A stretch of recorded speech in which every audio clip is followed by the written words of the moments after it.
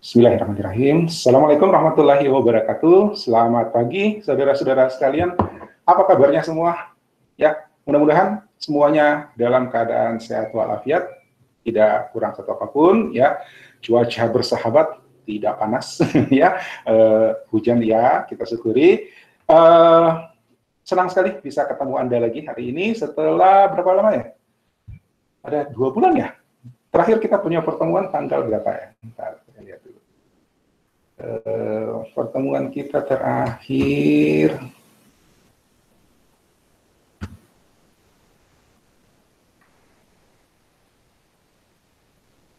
tunggu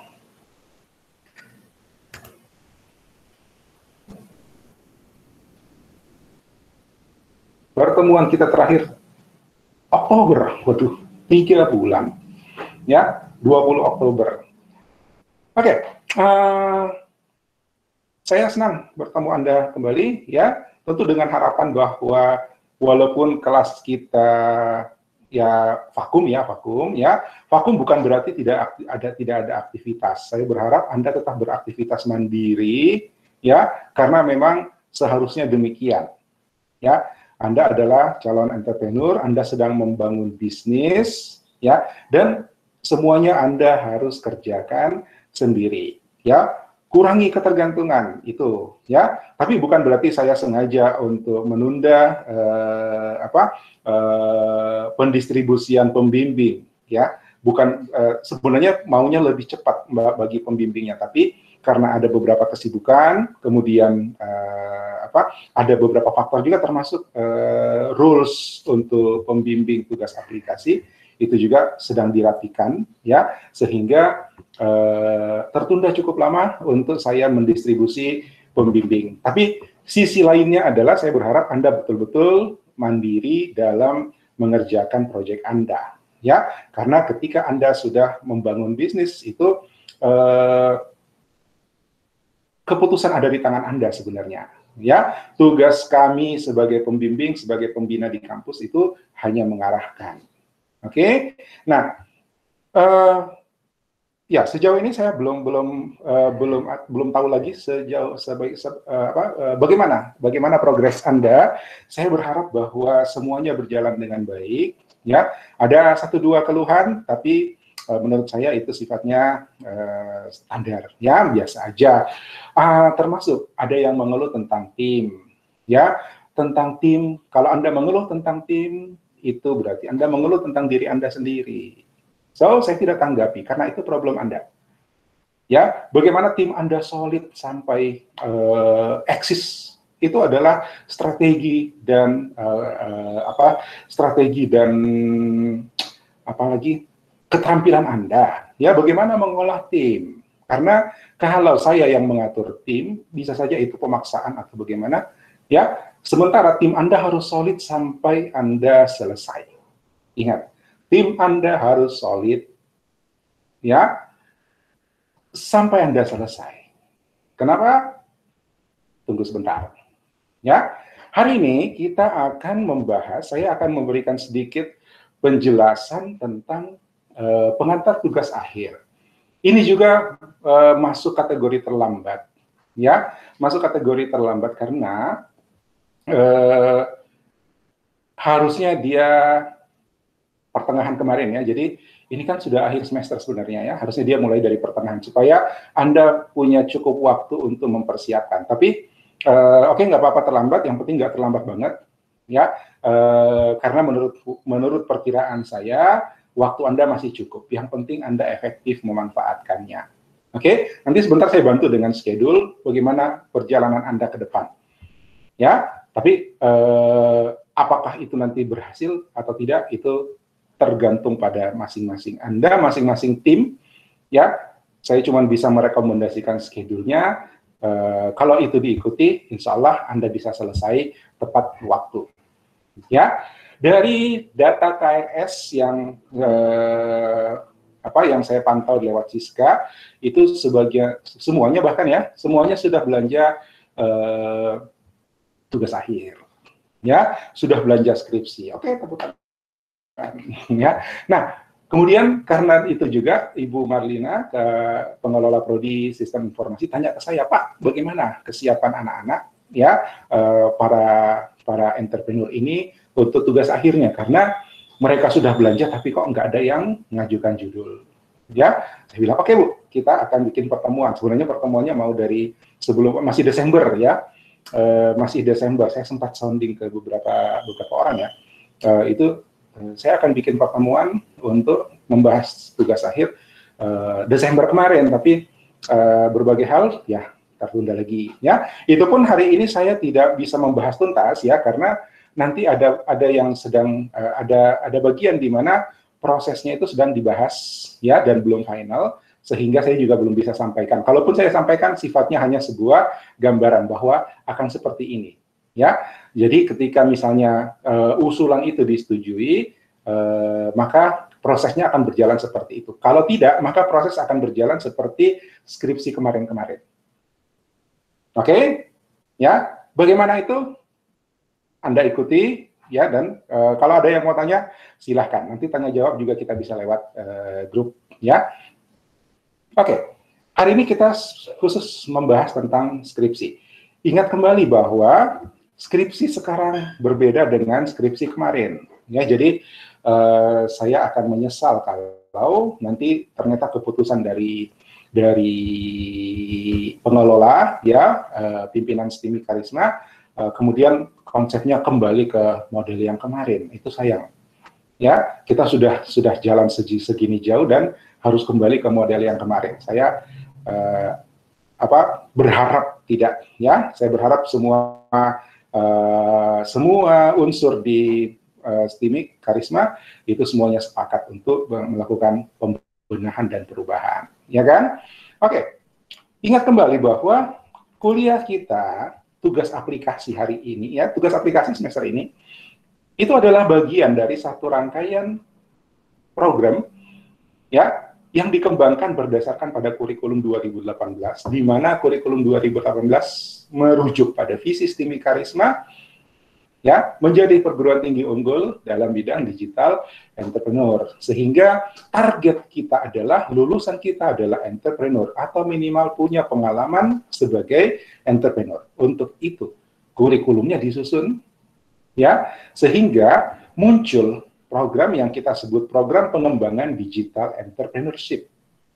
Ya, Anda sudah menjalankan 3 mata kuliah dalam program itu.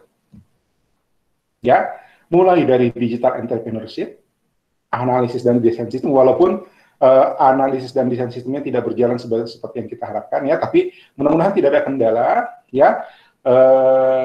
Sepanjang ingatan saya isinya lebih ke teoritis, karena ketika kuliah ini dijalankan, Anda belum punya ide, belum punya ide project ya, ide produk, ide bisnis, sehingga dosennya pun bingung dengan muatannya, akhirnya isinya lebih banyak teori. Nah, mudah-mudahan tidak mengganggu ya, tapi Anda bisa jalan di tugas aplikasi Anda. Sekarang Anda sedang mengerjakan development ya, tahap development dari project Anda. Mudah-mudahan seperti yang saya harapkan berjalan dengan baik tanpa masalah ya. Saya juga sayangkan, walaupun misalnya tidak ada pembimbing, harusnya Anda bisa bertanya kan, tetap tanya di grup dan saya bisa merespon. Ya, kalau itu teknis, tanyakan aja. Ya, kalaupun nanti secara teknis saya tidak bisa bantu, saya akan carikan dosen, ya, atau siapa orang yang memahami masalah Anda. Ya, karena problem Anda sudah lebih luas daripada sekedar tugas mata kuliah. Iya kan? Kalau tugas mata kuliah pemrograman visual, oke, itu hanya seputar Visual Studio misalnya, oke, banyak. Tapi sekarang Anda yang harus mencari solusi, mencari alternatif dukungan teknis. Ya, ada kemarin Pak, kalau kita pakai ini boleh nggak? Boleh, karena kan itu bebas saja. Tidak seperti pemrograman web. Ketika Anda harus bikin ini, saya bilang enggak, itu kan bukan web, gitu kan? Ini enggak lagi.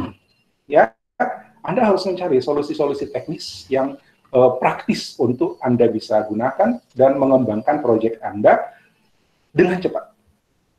Ya, dengan cepat sekarang jadi relatif, karena sebenarnya waktu Anda cukup panjang. Ya, nah, Ada yang masih ada yang bertanya. Saya sebenarnya mau jawab tapi sempat lupa. Ya, saya lupa. Tunggu dulu. Ya, tidak usah saya sebut namanya. Saya ingat tapi saya tidak usah sebut namanya. Ada yang tanya, Pak, perlukah kami buat halaman ini? Itu mau saya jawab tapi sempat terlupa, jadi tertunda-tunda sampai kemudian sampai hari ini saya tidak jawab. Beda, kembali ingat paradigmanya, ya. Ingat kembali paradigmanya bahwa Anda sedang mengembangkan aplikasi yang akan digunakan oleh user. Jadi ukurannya itu bukan saya, bukan mata kuliah, bukan Anda. Ukurannya adalah user Anda.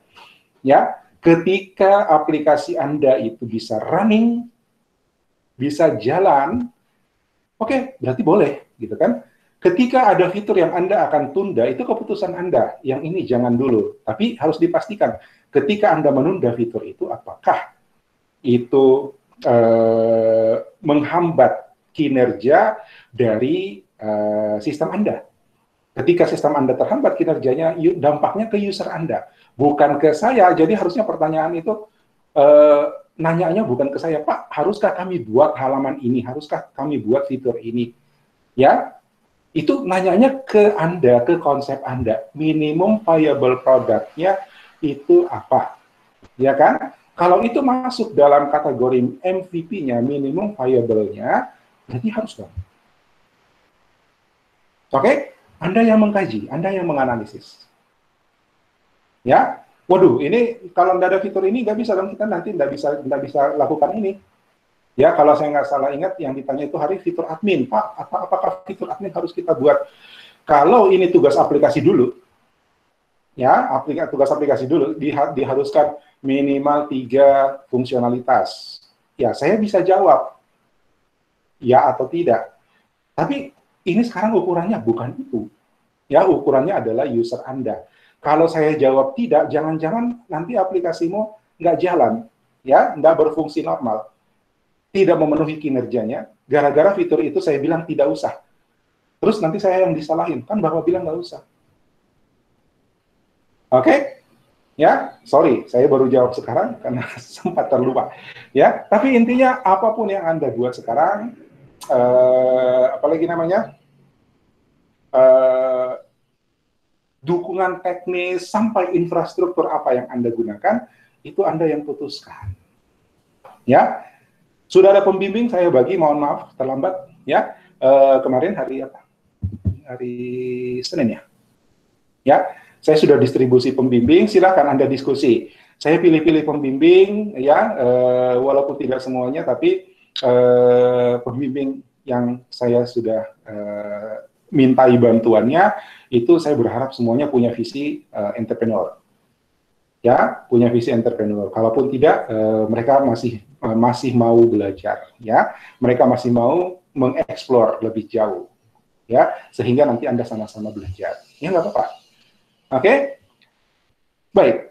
Nah, kembali ke program Digital Entrepreneurship. Ya, Anda sedang menjalani 3 mata kuliah dan sesaat lagi Anda akan masuk ke mata kuliah yang keempat, mata kuliah yang terakhir. Ya, di KRS semester ini Anda sudah memprogramkan skripsi. Oke, so Anda harus lulus semester ini. Semester depan ya, 2021 apa? 2022 ya. Jadi semester 2022 angka cantik. Oke?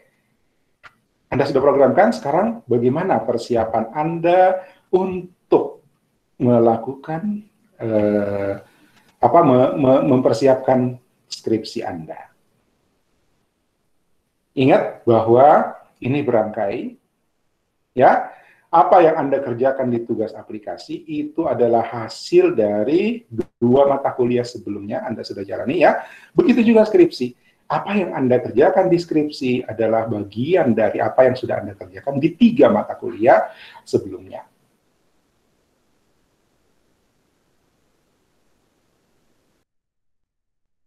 So, be prepared, ya, siap. Oke, yang akan kita bahas di dalam skripsi. Saya ingatkan lagi, mungkin sudah pernah saya sampaikan ketika menjelaskan tentang program Digital Entrepreneurship ini kepada Anda, bahwa Skripsi format baru itu berbeda, ya. Yang paling nyata bedanya adalah kalau skripsi dulu mahasiswa membuat proyek dan penelitian. Jadi penelitiannya berbasis proyek.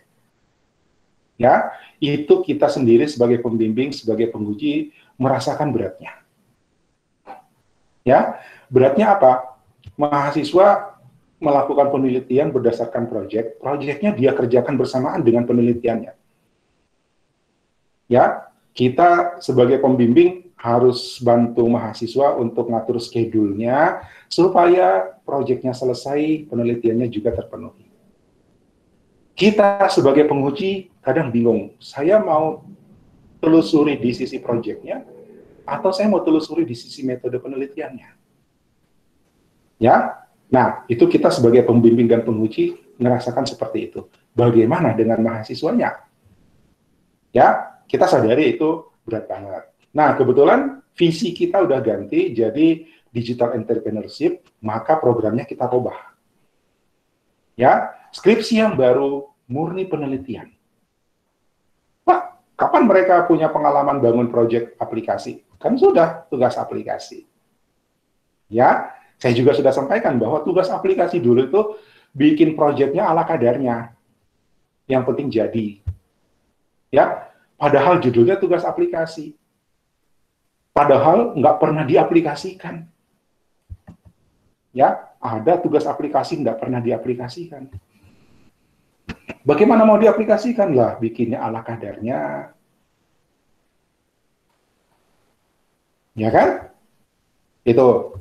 Nah, sekarang tugas aplikasi Anda sudah rasakan sendiri, ini harus launching. Saya nggak tahu, ada yang sudah launching belum? Adakah yang sudah launching? Boleh saya tahu? Ada yang sudah launching?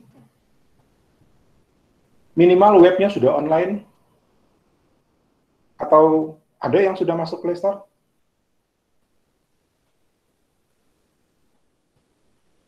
Halo?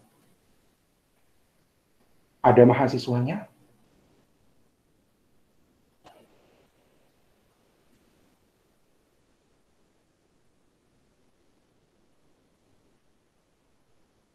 Ada yang sudah launching?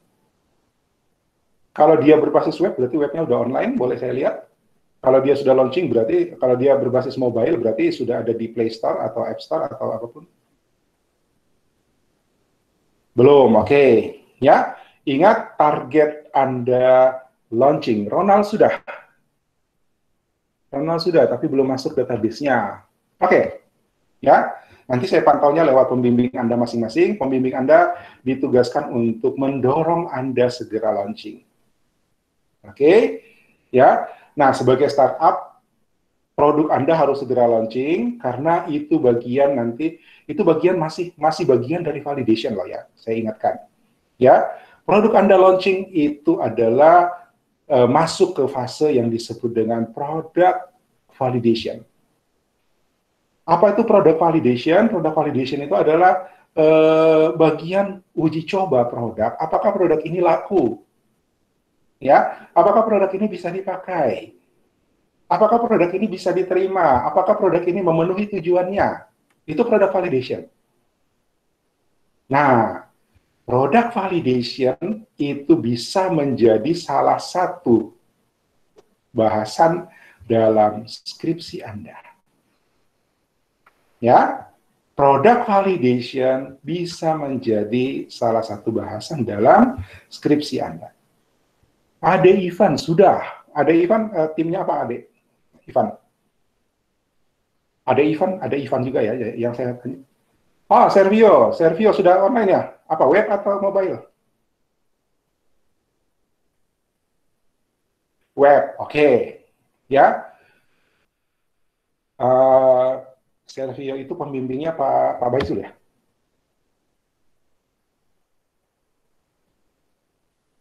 Oh, Pak Jun, oke. Ya, nanti saya ngeceknya sama Pak Jun sejauh mana, ya. Oke, congratulations Servio. Nah, kembali ke penjelasan tentang skripsi. Skripsi murni, skripsi yang baru murni penelitian. Ya, murni penelitian. Apa yang diteliti? Kalau kemarin, ke skripsi yang kemarin, mahasiswa kasihan. Ya, mahasiswa kasihan. Dia harus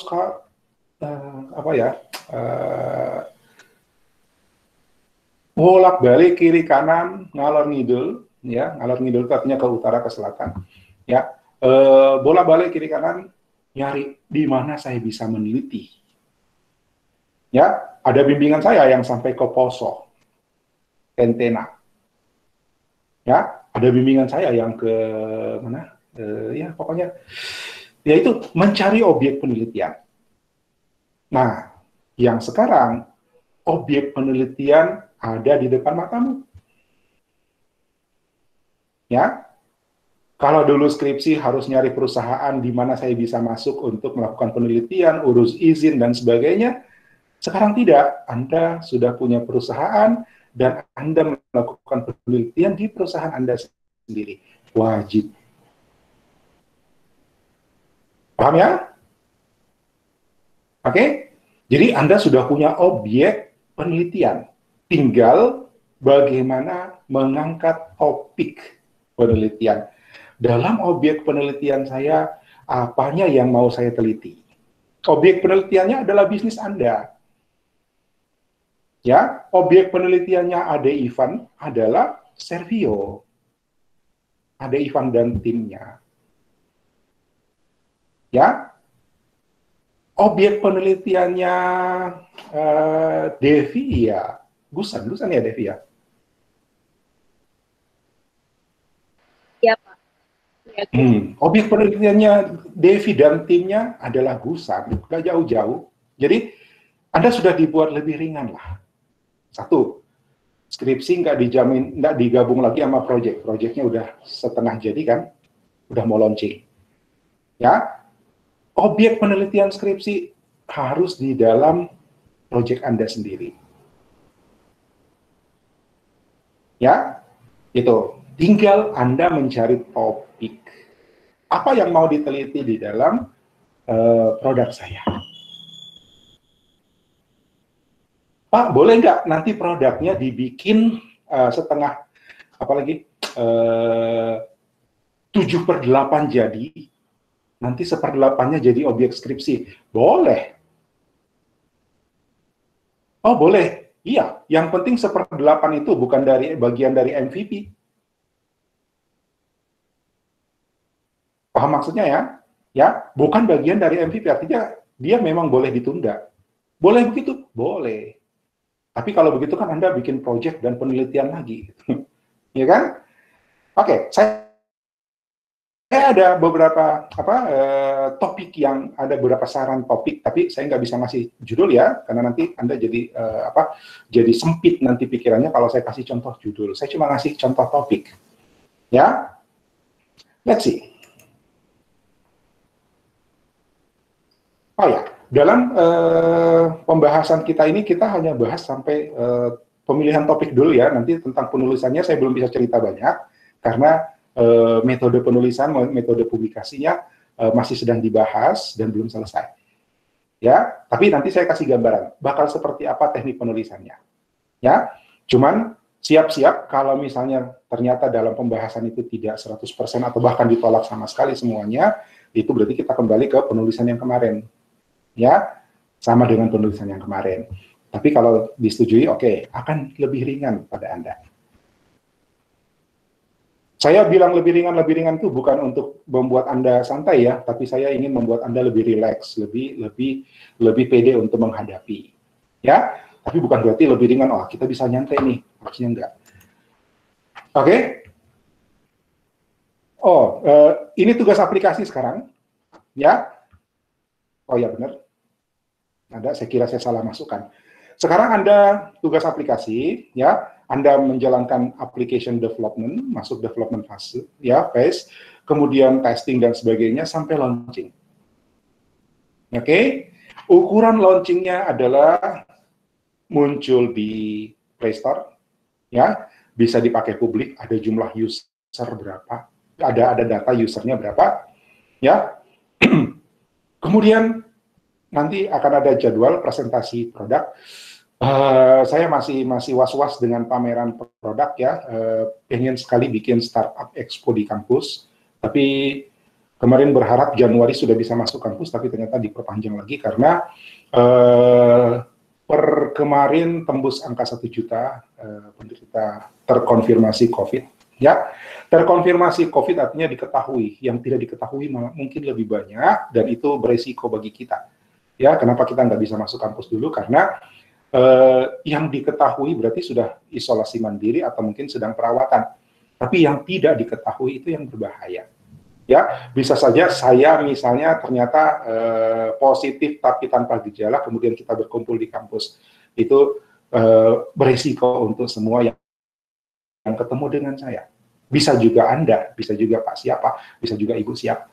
Gitu kan? Sehingga kita jaga supaya itu tidak menjadi jalur penularan. So, ya saya berat hati sebenarnya kalau misalnya Startup Expo pertama kita bulan Maret, targetnya bulan Maret itu harus batal gitu ya, berat, tapi ya kondisinya seperti itu. Jadi saya nggak bilang batal ya, tapi was-was sepertinya ada kemungkinan belum terlaksana. So, mungkin terlaksana sampai sebatas presentasi final. Ya, presentasi final project saja. Apa presentasi akhir saja, tapi tidak berbentuk pameran startup. Pengennya sih berbentuk pameran startup. Ya, tapi ini sudah akhir Januari, angkanya masih naik terus, ya. Beberapa wilayah sudah ada PSBB lagi, ya. Pembatasan aktivitas. Tapi kita berdoa saja, mudah-mudahan 2 bulan ke depan setelah ada vaksin, setelah divaksin jumlah penderitanya sudah tidak lagi bertambah ya, ataupun bertambah dengan angka yang lebih kecil sampai kemudian melandai grafiknya, dan kita masih ada harapan melaksanakan pameran produk ya, pameran Startup Expo. Cita-cita saya adalah Startup Expo 2 kali setahun di kampus ya. Ya, Anda jangan nunggu yang Agustus, yang September ya. Kalau nunggu September kan Anda berarti masih di kampus, padahal harusnya Anda sudah tinggalkan kampus bulan Juli.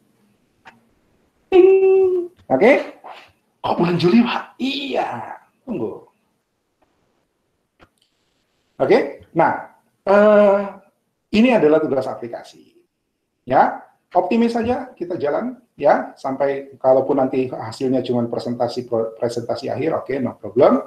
Itu pun kalau Anda sudah tampil di presentasi akhir, berarti Anda sudah lulus kan tugas aplikasi. Ingat, tugas aplikasi nggak ada ujiannya. Ya, tapi dosen-dosen pembimbing Anda yang saya sudah distribusi, itu tugasnya menilai. Ya, jadi ketika dosen Anda menyatakan, ini layak untuk masuk presentasi akhir, berarti pada saat itu Anda sudah dinyatakan lulus. Oke? Ya, sambil kita berdoa, mudah-mudahan bisa jadi Startup Expo. Ya, siapa tahu ada yang dapat pendanaan di situ. Dan yang Anda akan hadapi semester besok adalah skripsi, ya, di mana tujuannya adalah Anda mampu melakukan penelitian, mampu melakukan riset, ya, dan mempublikasikan hasil penelitian. Ini adalah standar pendidikan nasional. Jadi kalau ada yang tanya, Pak, kenapa sih kita mesti bikin penelitian, mesti bikin skripsi? Bukannya itu tugasnya dosen penelitian? Enggak. Ya, mulai dari S1 itu sudah wajib melakukan penelitian minimal 1 kali. Kapan itu? Skripsi. Ya, jadi standar pendidikan nasional dan harus kita ikuti itu adalah mahasiswa harus melaksanakan penelitian. Ya. Nah, goalnya adalah menghasilkan studi untuk tujuannya ya. Tujuan dari skripsi kita sekarang beda. Ya. Yang kita ingin capai adalah ya, satu, memberikan pengalaman penelitian. Ketika Anda punya pengalaman penelitian, Anda bisa terapkan di pekerjaan Anda yang berikutnya. Ya, di proyek-proyek Anda yang berikutnya. Semuanya sekarang berbasis riset. Ya, berbasis penelitian. Atau mau studi lanjut, penelitian jadi penting. S2, S3 itu bukan lagi cerita proyek, itu cerita penelitian. Ya. Kemudian, ini harusnya kebalik ya. Menghasilkan studi untuk peningkatan performance atau layanan produk. Ya.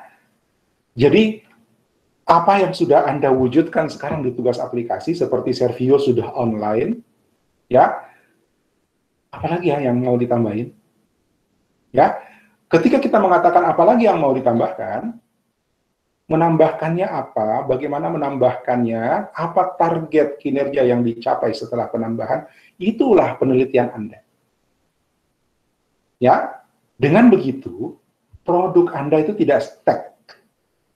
Ya, tidak berhenti di situ, tidak berhenti setelah Anda presentasi akhir terus ting selesai. Ya, enggak.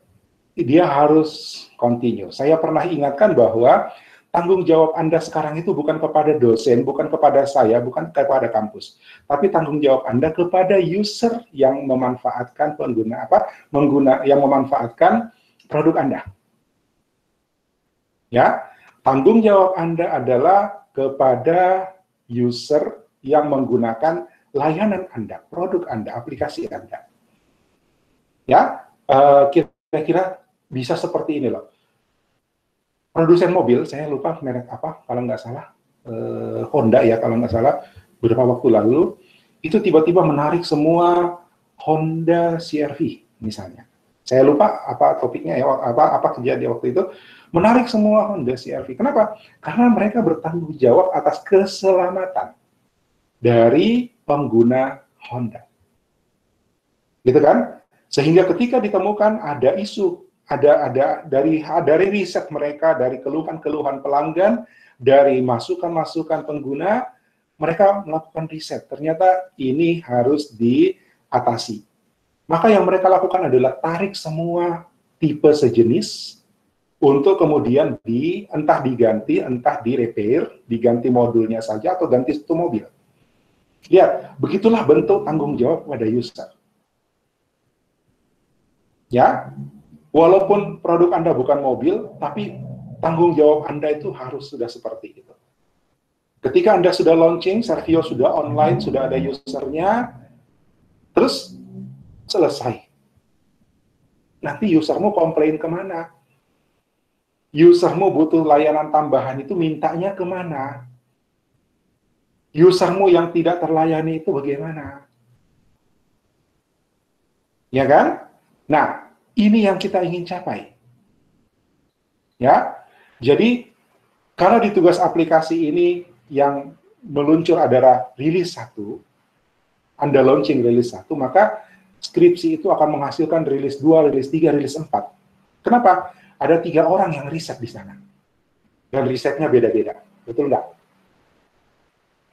Ya kan? Sehingga ada Ivan sama saya timnya nih. Kalau saya buka nanti lambat nih. Ya, yang jelas ada 3 orang, gitu kan? Masing-masing bikin riset sendiri-sendiri, tapi fokus pada produknya. Berarti kan ada pengembangan 3 tuh. Ya, mau diupdate sendiri-sendiri atau mau diupdate sekaligus dengan hasil pengembangan dari 3 orang ini, terserah Anda. Ya kan, kalau sekaligus diupdate berarti rilis 2 langsung 3 fitur baru misalnya. Ya, tapi kalau mau juga rilis 1 punya si A, rilis 2 punya si B, rilis 3 punya si C, berarti 4 kali rilis. Ya kan? Dengan begitu pelanggan Anda diharapkan pelanggan Anda itu mendapatkan kepuasan, mendapatkan layanan yang lebih optimal setelah ada rilis, ada update. Gitu ya. Nah, output dari skripsi itu sekarang yang sedang kita rintis, yang sedang yang sedang kita susun itu bukan lagi berbentuk buku, ya, bukan lagi berbentuk buku tebal, ratusan halaman, hardcover, ya, dijilid 2 rangkap, lalu kemudian disimpan di perpustakaan sampai busuk. Ya, bukan lagi seperti itu. Tapi dia harus berbentuk naskah publikasi. Apa itu naskah publikasi? Artikel, mirip beda tipis sih sama skripsi ya, beda dikit aja sama skripsi. Ya, artikel berdasarkan hasil penelitian yang dipublikasikan di jurnal, dan jurnal itu pasti online. Kalau dia online, berarti akan ada harapan dimanfaatkan oleh orang lain atau oleh Anda sendiri untuk kemudian diterapkan atau ditingkatkan. Ya, itu gunanya publikasi. Publikasi itu supaya orang baca. Ya kan? Kalau Anda pasti diterapkan. Kalau orang baca terus dia mau bikin yang lebih baik kan boleh. Ya kan? Atau dia mau bikin yang serupa untuk dia terapkan di tempat lain, itu nggak ada yang larang. Oke? Nah, itu jadi output dari skripsi kita. Ya, saya sedang berjuang supaya besok Anda nggak usah nulis 2 buku. Sekarang kan nulis 2 buku tuh. 1 skripsi, 1 naskah publikasi. Ya, naskah publikasinya online, Anda bisa lihat di karisma.tech, ya, tech.karisma.ac.id. Ya, di sana semua skripsi. Ya, terus ada buku skripsi yang nanti tinggal di perpustakaan sampai busuk. Ya, itu. Kita akan hilangkan 1. Anda cuma nulis 1. Oke? Kemudian ada poster penelitian. Ya, poster penelitian ini jadi pajangan-pajangan gitu kan. Kalau ini penelitian yang keren, kita bisa pasang di mana, kita pamerkan di mana. Ya, orang akan melihat eksistensi kita. Kemudian untuk mengukurnya lewat seminar, jadi ujian skripsi kita sebut seminar. Ya, ada seminar hasil, ada seminar akhir. Ya, Pak, seminar proposal untuk usulan, berdasarkan usulan yang saya bicarakan dengan pengelola klinik, itu insya Allah kalau saya dihilangkan, kalau saya. Ya, tapi kalau misalnya pengelola mengatakan kembali ke model awal, ya Anda terima, pasrah aja ya.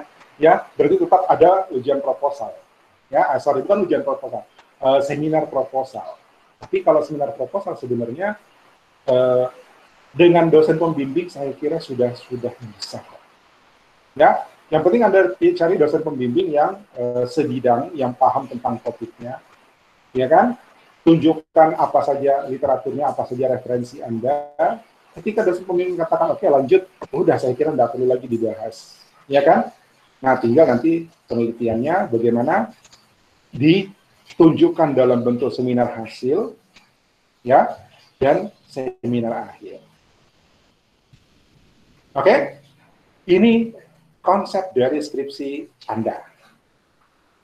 Nah, yang paling penting bagi Anda sebenarnya adalah, saya mau nulis apa? Ya kan? Nulisnya tuh gampang, tinggal ngetik juga, tinggal kopas juga. Kopas. Garis bawahi, coret, memang itu kopas. Nggak pakai huruf. Ya? Lupakan kopas. Kalau kemarin ambil skripsinya teman ya yang sudah duluan, lihat dia punya pustaka, lalu kopas. Sebentar saya mau cerita. Ya, ada ancaman di depan. Oke? Substansi kajian. Ya, market analisis mungkin. Ini substansi kajian artinya pilihan Anda. Anda ingin melihat produk Anda dari sisi mana? Ingat, penelitian Anda berbasis pada produk Anda ya. Jadi objek penelitiannya adalah produk Anda, aplikasi Anda, layanan Anda yang sudah Anda jual. Ya. Jadi dari satu tim akan lahir 3 penelitian yang mengembangkan produk itu. Ya. Anda bisa melihat dari analisa market. Ya. Market analisis. Dalam 2 bulan sejak launching ternyata angkanya naik. Maka prediksi saya ini akan mencapai sekian pada tahun ini. Tapi masukkan metode prediksimu apa? Oh, prediksi ada di bawah sini nih. Ya, prediksi sendiri. Market analisis. Apakah market bisa menerima produk Anda? Ya, lakukan survei, lakukan pengumpulan data terhadap user Anda, entah bagaimana caranya, bisa ditumpangkan di dalam aplikasi, ya. Mohon waktu Anda untuk mengisi survei kami. Nah, nanti dia isi, puas apa enggak, ya, itu masuk dalam market analysis. Yang cocok untuk topik market analysis itu mahasiswa SI, sistem informasi. Ya, bukan berarti yang TI nggak cocok, tapi TI mungkin kurang teorinya di situ. Oke, so silakan ancang-ancang. Kira-kira yang mau boleh dibagi ya supaya Anda berantem, Anda bertiga. Oke, Anda market analysis dah. Ya, saya performance. Ya, performance analysis itu adalah kinerja. Ya, apakah aplikasi saya itu mudah digunakan? Kalau mudah digunakan itu masuk yang bawah ya, usability. Ya, kalau usability itu adalah user interface-nya, user experience-nya, easy to learn, easy to use, easy to learn, easy to remember. Ingat itu, ya, mata kuliah interaksi manusia dan komputer. Ya, easy to use, easy to learn, easy to remember. Itu kalau Anda mau kaji usability. Jadi Anda ukur, Anda melakukan riset. Apakah pelanggan saya, apakah pengguna jasa saya, apakah pengguna web saya itu merasakan bahwa webnya easy to learn, easy to use, easy to remember. Nanti sampai ke kesimpulan 80% puas. Oke, selesai penelitianmu. Ya, 70% puas. Tapi ada apa lagi namanya?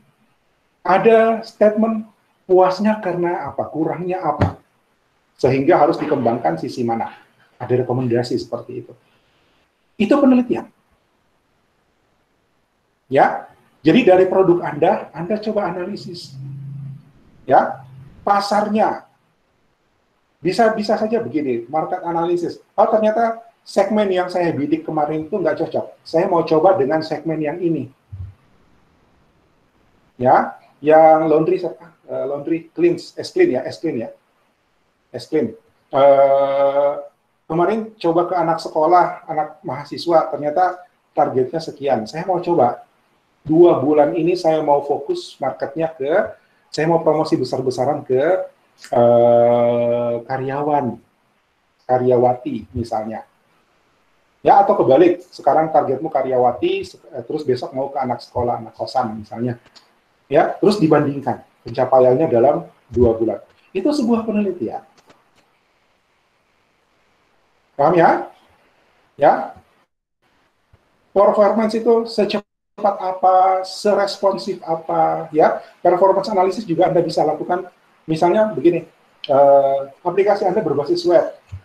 Ya. Bagaimana kepuasan, bagaimana kecepatan akses ketika dia dibanding di layar yang besar sama di layar yang kecil. Ya, apakah di layar yang kecil itu kecepatannya lebih baik atau bagaimana? Misalnya, itu performance. Ya, bisa jadi kalau Anda masuk ke, saya lompat-lompat ya, infrastructure comparison, misalnya, bandingkan infrastrukturnya. Kalau kemarin saya pakai database-nya Firebase, misalnya ada yang launching pakai Firebase, terus mau pindah ke Amazon. Nah, Anda mau bandingkan silakan. Ya, tapi Anda tidak sedang menilai Amazon atau Firebase-nya. Yang Anda ingin menilai kinerja dari produk Anda, kalau dia di Amazon bagaimana, kalau dia di Firebase bagaimana. Ya kan? Kesimpulan, aplikasi saya optimal di Amazon misalnya. Boleh seperti itu. Ya, itu kajian untuk TI. Jadi teman-teman yang dari TI silakan pikirkan. Ya, sekarang infrastrukturnya apa? Oke, saya tidak anjurkan kalau misalnya sekarang Anda pakai code igniter misalnya terus mau coba dengan Laravel.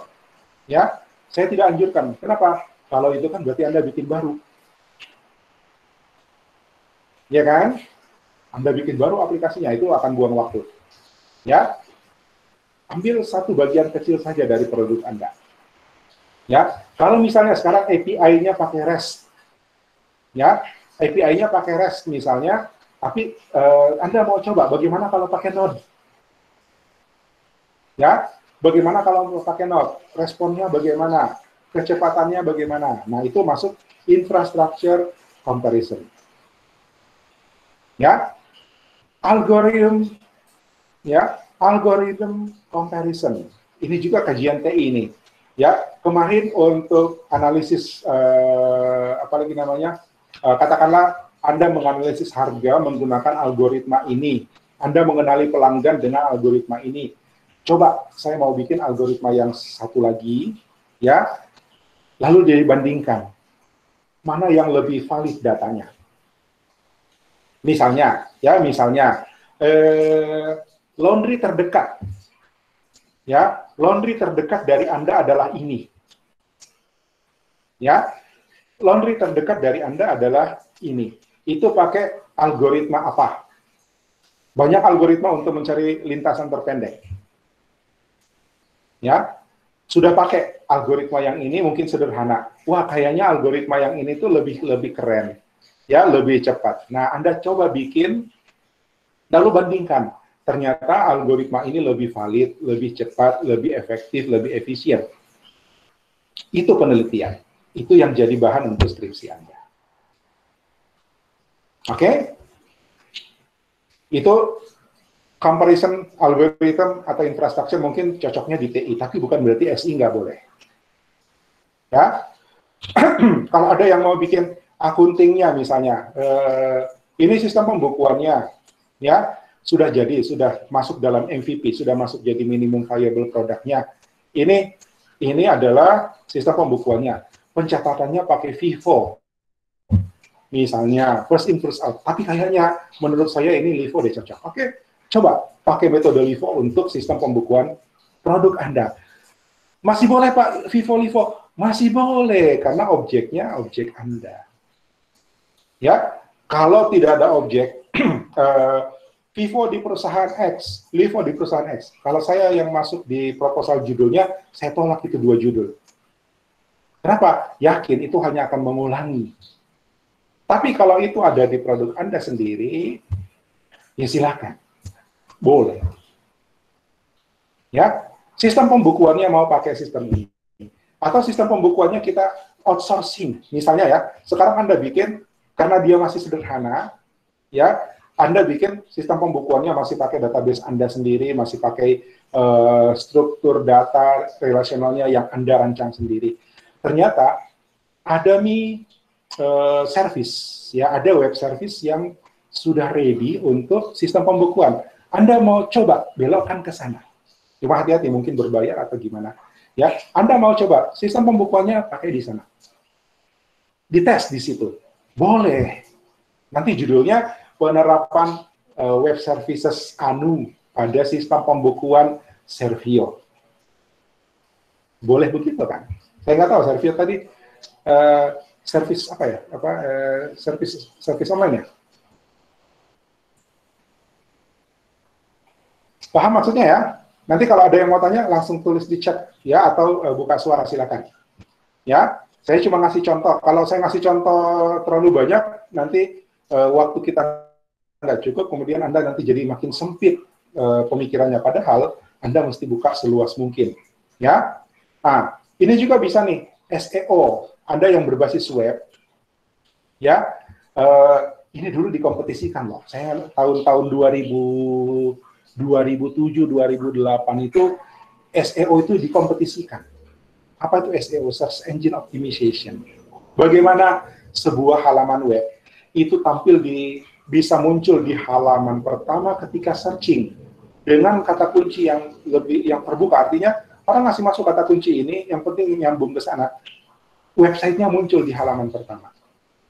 Nah, optimasi SEO itu satu kajian yang bisa Anda angkat untuk penelitian.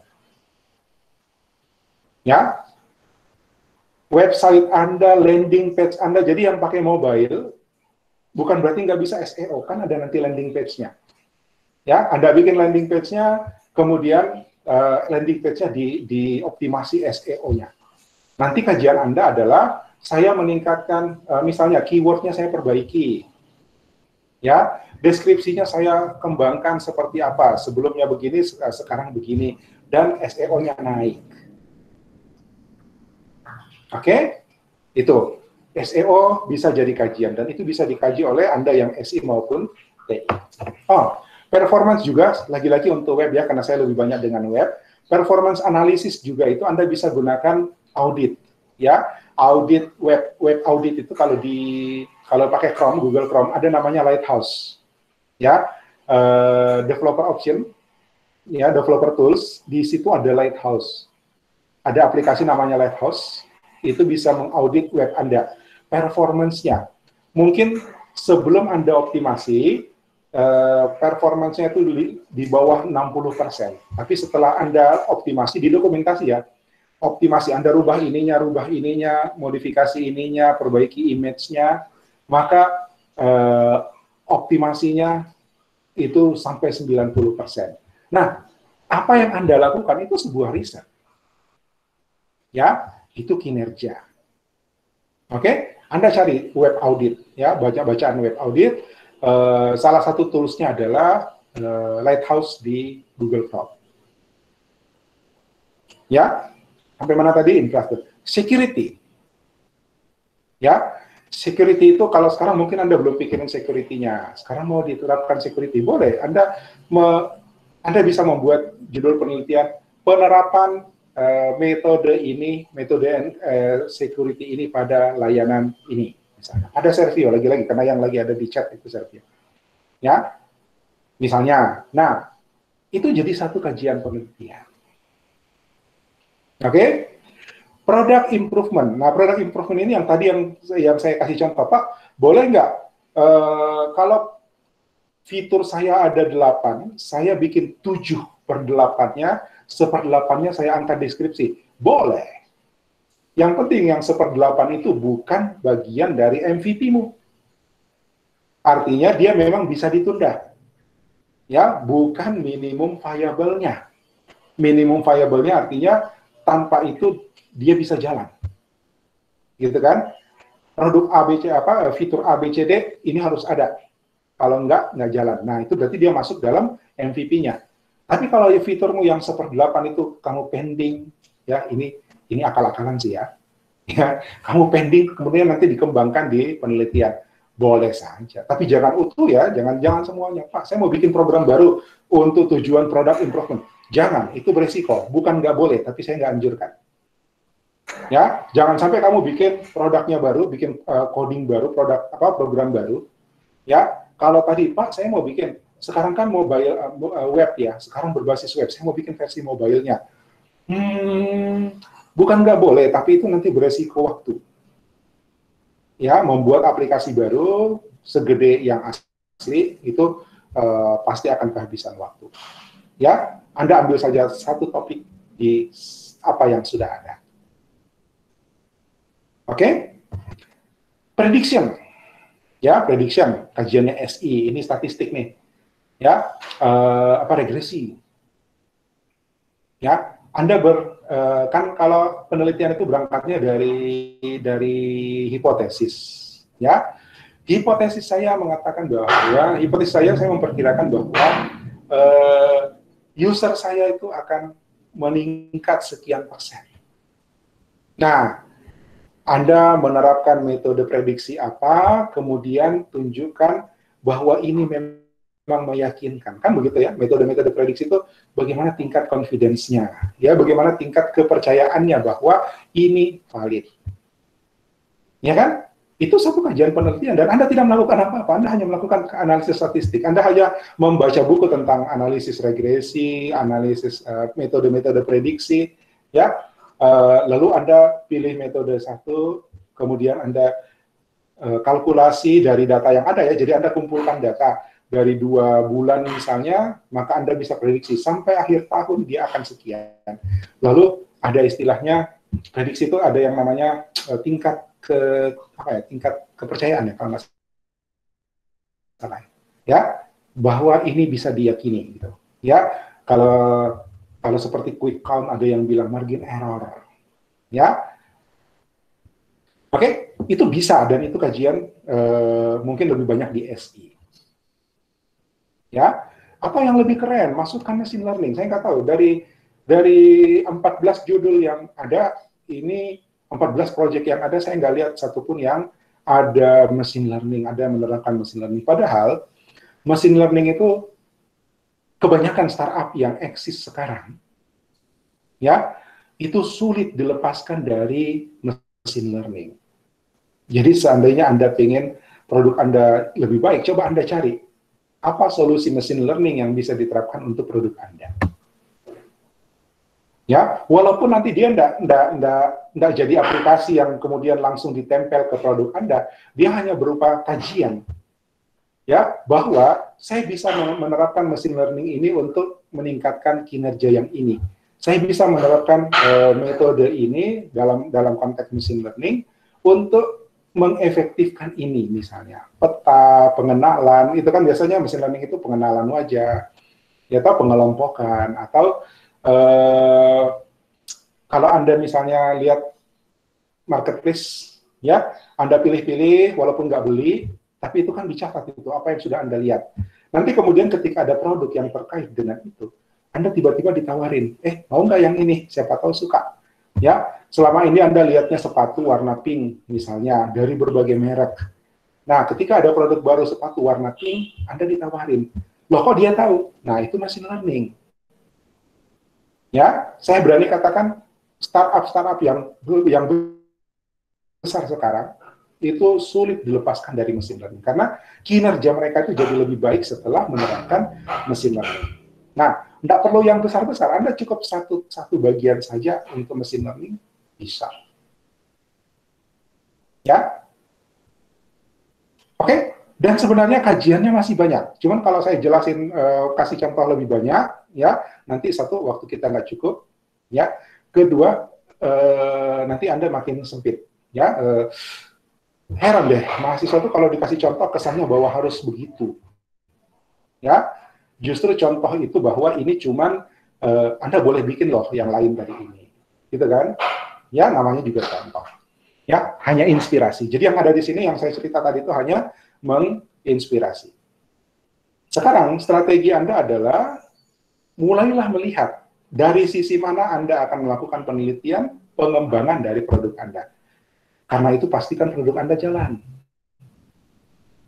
Ya, Anda berada pada titik yang terlalu riskan untuk berhenti. Ya, kalau pesawat itu, pesawat terbang, ya, itu ada namanya V1. Apa tuh V1? V1 itu adalah kecepatan pesawat, ya, di mana dia tidak mungkin lagi berhenti. Ya, gitu. Jadi Anda sekarang ada di V1. Jadi kemarin ada yang mengeluh, Pak, tim saya seperti ini. Saya nggak respon, sorry. Ada orangnya di sini, Pak.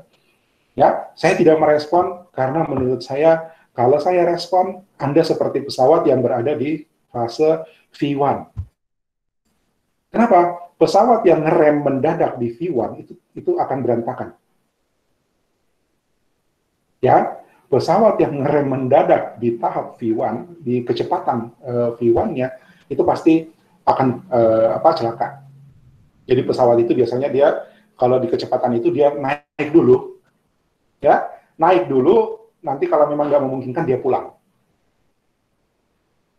Nah, saya ingatkan, Anda berada dalam kecepatan V1, sudah terlambat untuk berhenti. Jadi kalau ada masalah, Anda pinter-pinternya mengakali bagaimana supaya itu bisa bertahan, ya, karena begitu Anda rem mati, Anda celaka. Percaya. Celakanya apa? Anda ngulang digital entrepreneurship bersama tim yang baru, ya, Anda ngulang tugas aplikasi bersama produk yang baru, tim yang baru, dan otomatis skripsi Anda juga harus menunggu.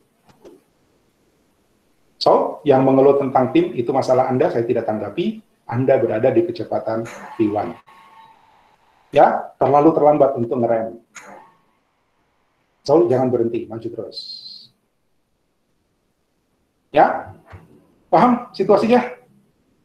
Ya, paham situasinya? So, Anda mesti pastikan jalan.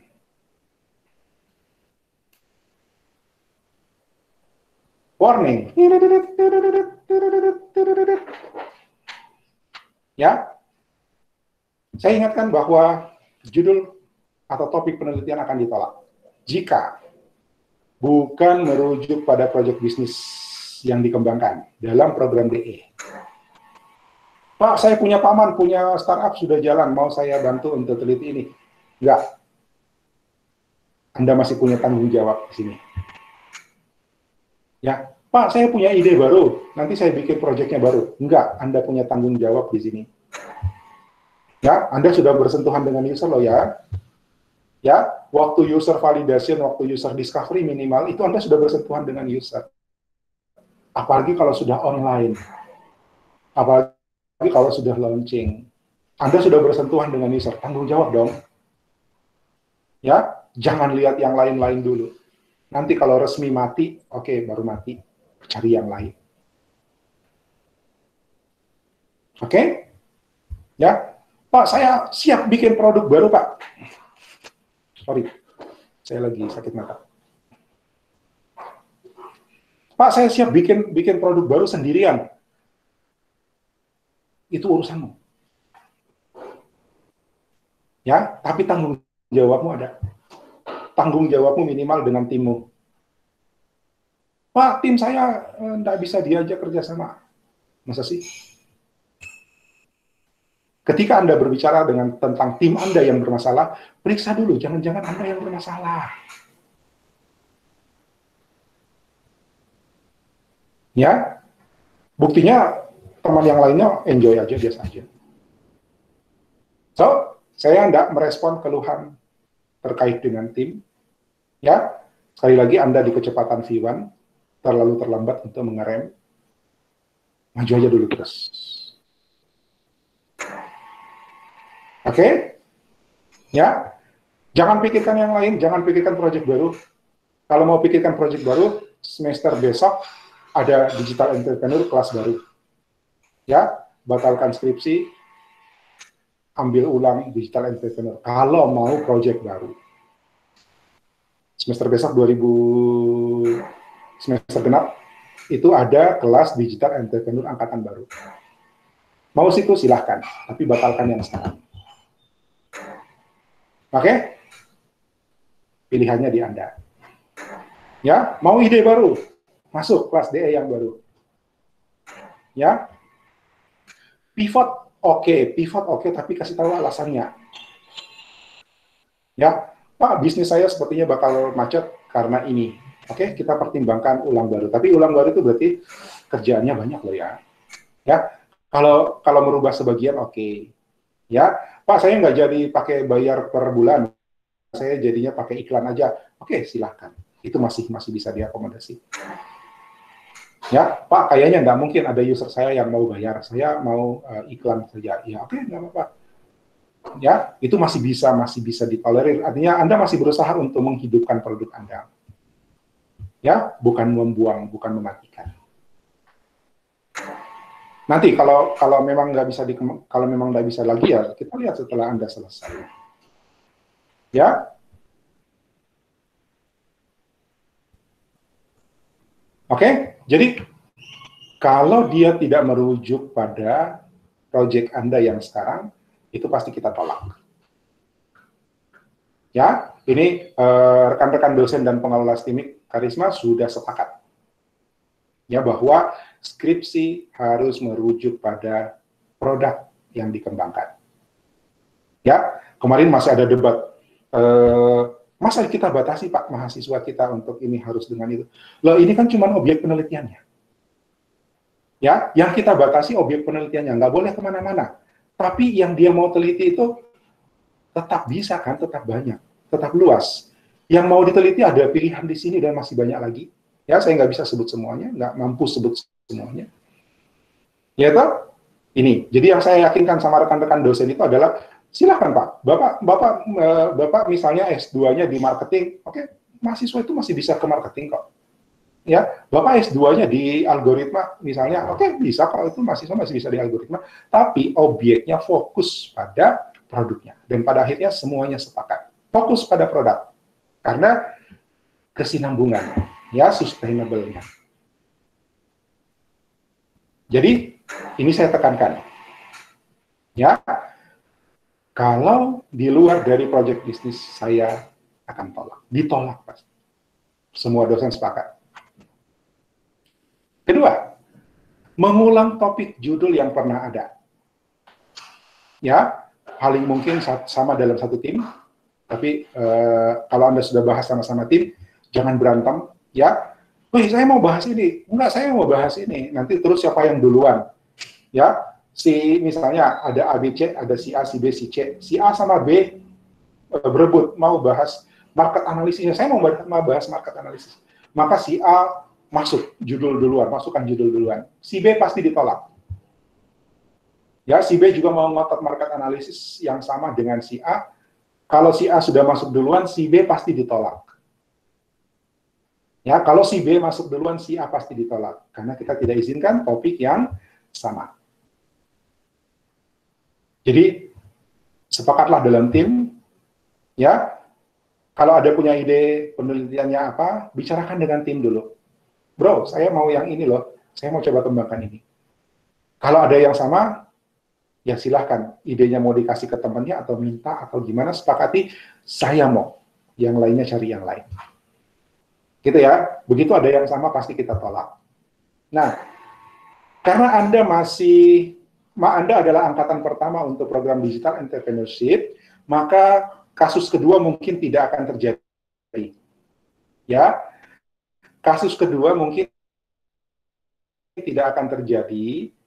Ini untuk mencegah antisipasi angkatan berikutnya.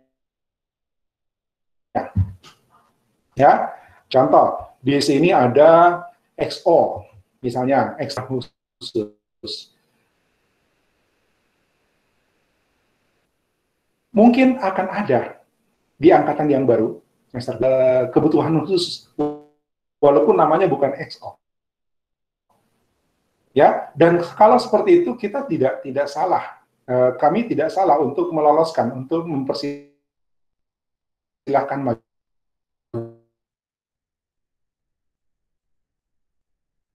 terus. Sepanjang dia bisa memberikan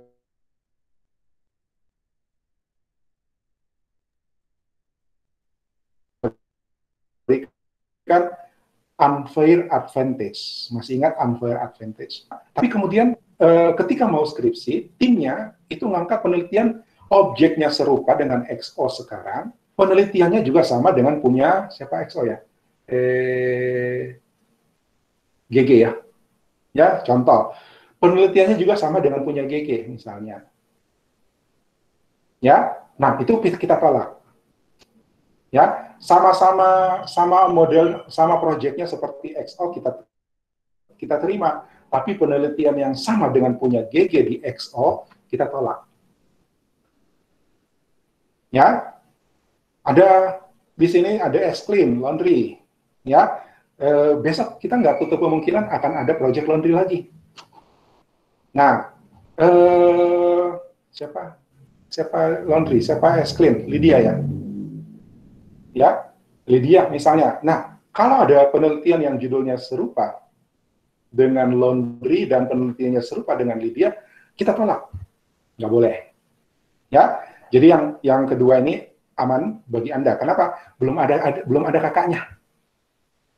Ya, Anda yang pertama. Tapi jangan sampai dalam satu tim ada topik yang sama. Dan yang paling penting adalah kalau proyeknya macet, objek penelitianmu kan jadi nggak ada. Oke? Ya, saya pernah diskusi di grup dan kemudian saya titip pesan wanti-wanti supaya kasih tahu temannya. Ya, jangan sampai proyeknya macet. Karena ketika proyeknya macet, Anda nggak bisa meneliti lagi. Loh, apa yang mau diteliti? Pak, tim saya, Pak. Kan yang masalahnya tim saya nggak bisa lanjut. usahakanlah. Ya, jangan sampai Anda berantakannya rame-rame. Ya, kalau macet karena masalah internal, coba kuatkan diri, atasi itu masalah internal, lihat akar masalahnya apa. Ada yang harus mengalah, mengalahlah. Sekali lagi Anda ada di V1. Ya, kecepatan yang tidak mungkin lagi untuk berhenti. Kalau Anda paksa berhenti, semuanya berantakan. Untungnya, semester besok ada kelas DE baru. Saya yakin Anda tidak mau. Ya, saya yakin Anda tidak mau. Oke? Jangan sampai proyeknya macet. Kenapa kita tekankan ini? Supaya Anda serius menggarapnya dan sekarang belum terlambat. Ya, kalau belum launching, segera launching. Kalau belum ngoding, masih ada waktu ngoding. Ayo dong, ngoding lah. Ya. Masa sih 3 bulan kita nggak ketemu terus Anda juga diem? Janganlah. Ya, itu tanggung jawab. Minimal tanggung jawab Anda dengan timnya. Oke. Ya. Jadi kalau sampai macet sekarang, otomatis Anda tidak akan bisa skripsi. Ya, kalau skripsi objeknya apa? Nggak ada. Karena yang Anda bisa teliti itu yang memang sudah running, dan Anda punya objek penelitian, kan? Objek penelitian itu bisa user Anda, bisa program Anda, bisa user interface Anda. Tapi kalau itu semuanya macet, bagaimana mengujinya, bagaimana mengumpulkan datanya? Pak, boleh nggak saya pindah ke tim yang lagi jalan? Yeah. Anda nggak tahu asal-usulnya di situ. Boleh pindah tim, tapi di semester besok ada kelas DE baru. Itu kabar baiknya. Oke? Ya? Ya, sebelum tanya jawab, saya mau kasih ini. Ya, supaya Anda bersiap. Saudara-saudara, perjalanan Anda masih ada 6 bulan ke depan. Ya, sedikit informasi, kalau masih mengikuti pola yang lama, kalau scheduling saya kira masih akan sama polanya, ya, kalau jadwal, di mana kebiasaan kita selama ini, ya, aturan kita selama ini, itu ujian akhir ada 2 periode. Ya, tapi mungkin kalau ini program BE-nya sudah jalan, ya, program BE-nya udah jalan, mungkin akan 1 periode aja. Kenapa? Lihat. Kalau sekarang, ujian akhir itu periode pertama, itu biasanya pasca UTS, setelah ujian tengah semester. Ya, masa UTS itu kan biasanya 1 minggu, ya kan? Semuanya kelas di situ ujian semester. Ya, ujian tengah semester. Nah, itu setelah UTS, biasanya ada jadwal ujian skripsi gelombang pertama. Ya, ini membantu Anda lancar-lancar. Lalu, nanti gelombang kedua dalam 1 semester, ya, jadi dalam 1 semester kalau sekarang itu ada 2 kali ujian. Dalam 1 semester ada 2 kali ujian. Periode kedua itu pasca UAS, setelah UAS, setelah ujian akhir semester. Itu ada jadwal ujian. Bahkan kalau nggak salah biasanya periode 2 itu ada 2 gelombang, gelombang 1, gelombang 2. Gelombang 1 biasanya Juli, gelombang 2-nya Agustus. Tapi jangan patokan gelombang, ya. Karena nanti kejadian begini, kalau misalnya patokannya gelombang keduanya Agustus, nanti yang Juli kosong, ya, nggak ada yang mau maju ujian, karena kebiasaan mahasiswa itu menunda. Kalau bisa lebih lama, kenapa buru-buru? Ya, ketika tahu bahwa ada gelombang kedua, ya justru gelombang pertamanya jadi kosong, nggak ada yang maju, tunggu gelombang kedua. So, jangan berpegang di gelombang kedua, pegang di gelombang pertama, biasanya Juli. Ya, anggap tidak ada gelombang kedua. Tapi Anda itu tidak mungkin ujian di gelombang pertama. Tidak mungkin ujian di gelombang pertama. Kenapa? Karena sekarang Anda sedang memprogramkan KKLP, betul? Ya, KKLP bersama dengan skripsi. Artinya masih ada mata kuliah.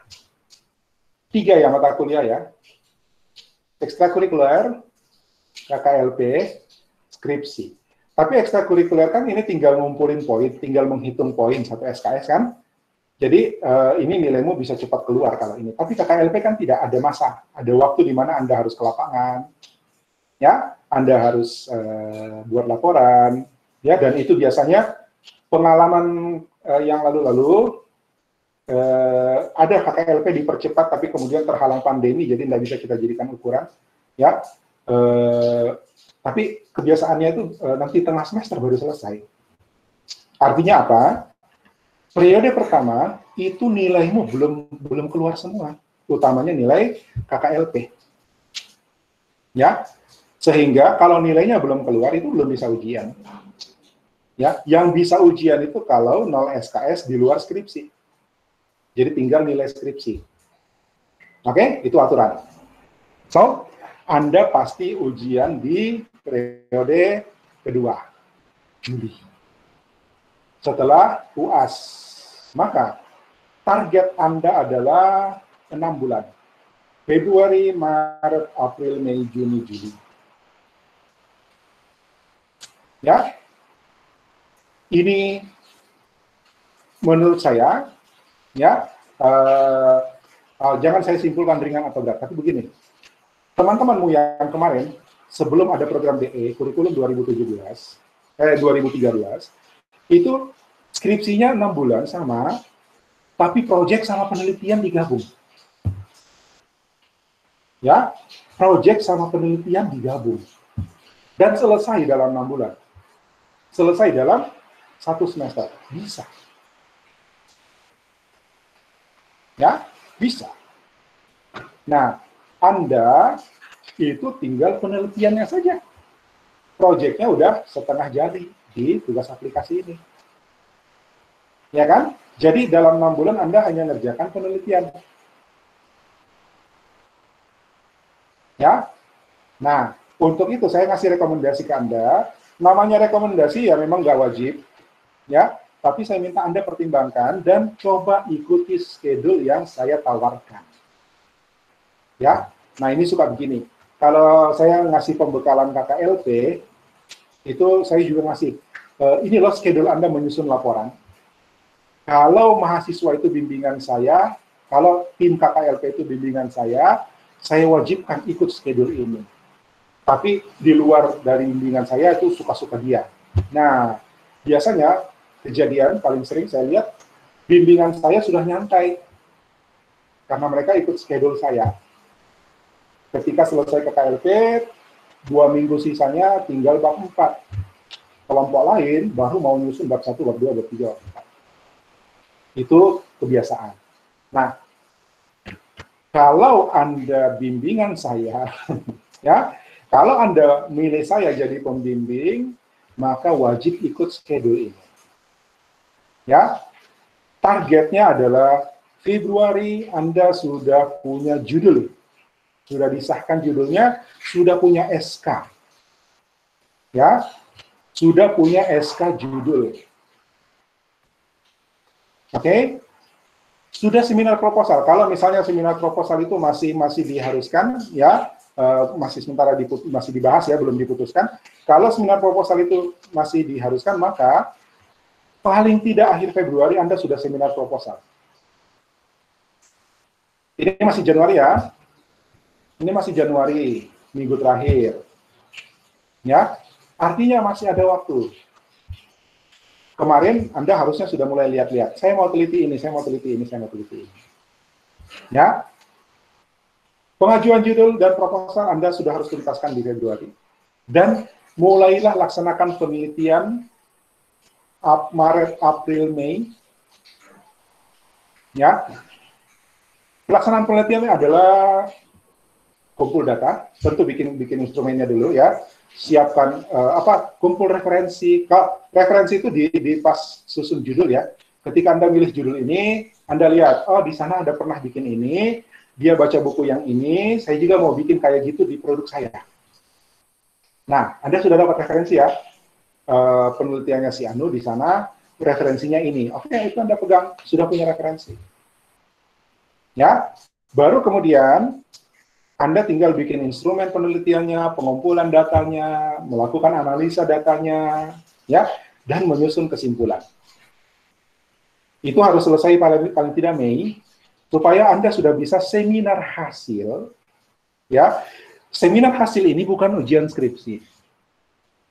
Ya, seminar hasil ini Anda tunjukkan apa yang Anda kerjakan, bagaimana Anda mengumpulkan data, ya, bagaimana Anda mengolahnya, metode apa yang Anda gunakan untuk mengolahnya, dan bagaimana kesimpulan sementara Anda. Ya, mungkin akan ada koreksi. Itu datamu salah, datamu tidak valid. Datamu valid tapi metode hitungmu salah, pakai cara yang ini. Itu intinya seminar hasil.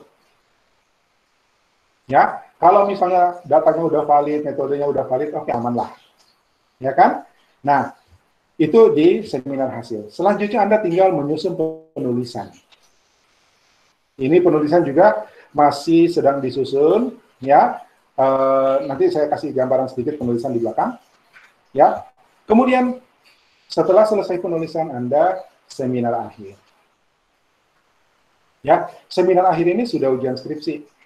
Tapi ketika penulisan Anda itu sudah accept, artinya sudah nggak ada beban lagi sebenarnya. Ujian skripsi itu tinggal formalitas. Ya, yang penting penulisannya sudah accept. Oke? Anda renungkan dulu, ya, Anda pahami dulu. Saya, jadi putih gini. Saya break sejenak ya, mau ke kamar kecil.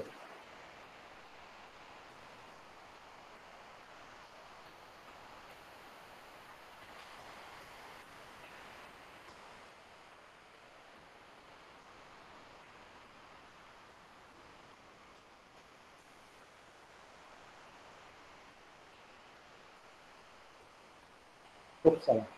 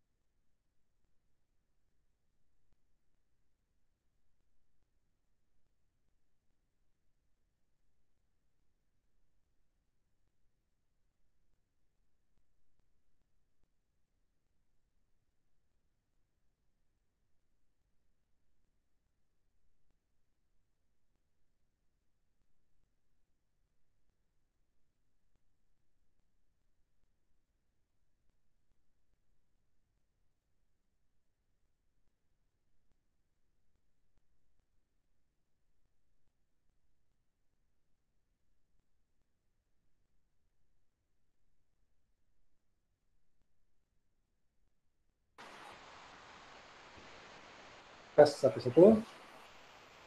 Tidak kembali ke kamera aku. Ya sudah, nggak ada gambarnya saya lagi ya. Kameranya nggak on kembali. Tadi saya matiin, ternyata nggak bisa lagi.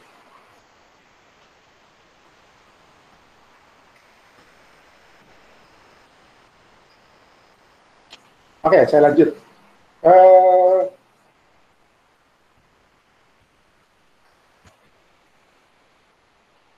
Tadi sampai mana? Jadi ketika Anda menulis dan publikasi Anda itu diterima, berarti itu udah layak, udah selesai, ya. Dan seminar akhir itu tinggal formalitas hanya untuk melakukan penilaian. Ya, di seminar hasil itu kelayakan. Jadi kalau dia salah di seminar hasil ya tidak akan bagus untuk dipublikasi.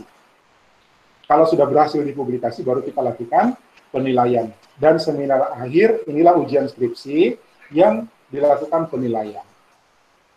Ya, gitu. Anda tidak usah khawatir. Ketika publikasi Anda sudah diakses, itu biasanya skripsi itu sudah aman.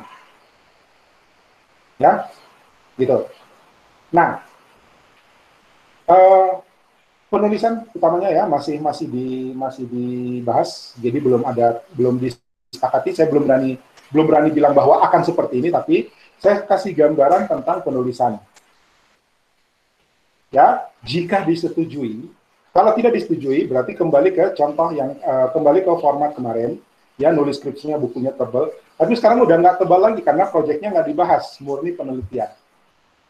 Ya, tapi metodenya jadi sama, saya nggak usah cerita lagi, gitu kan?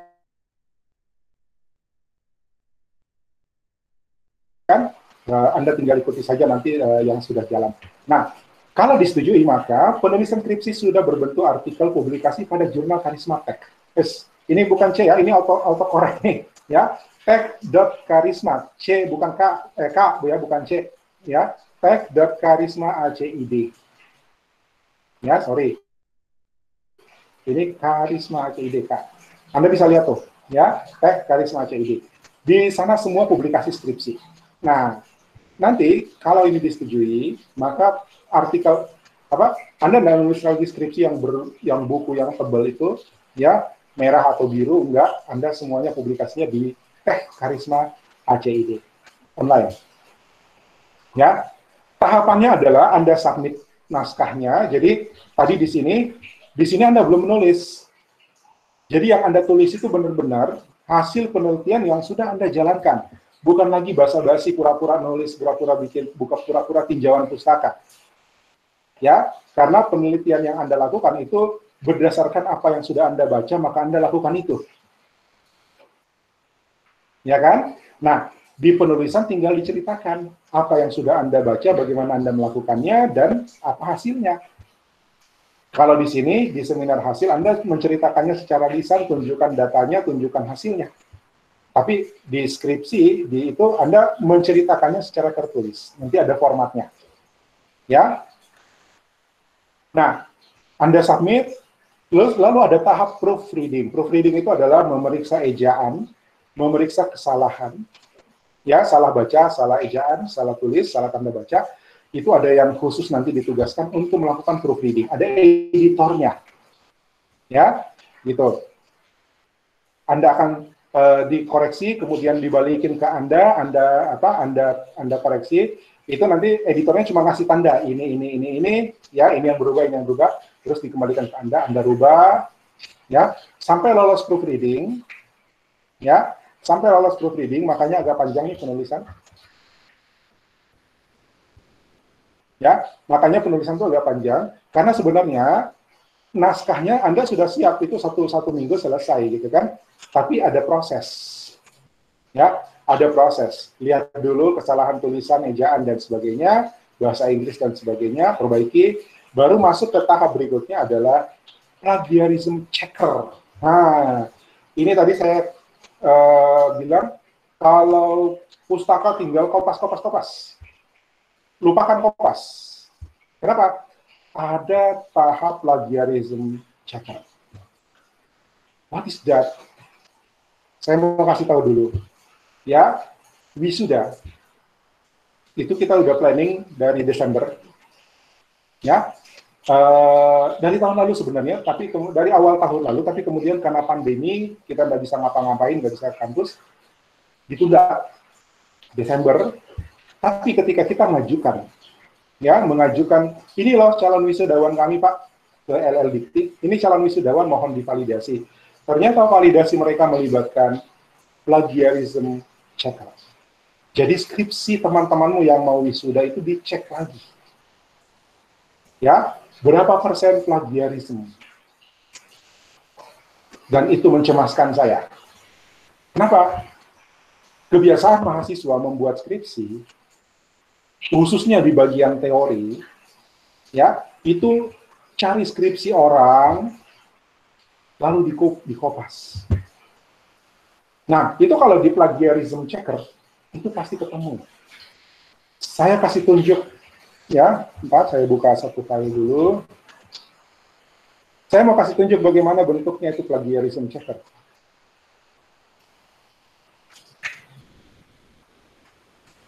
Bentar ya, sabar.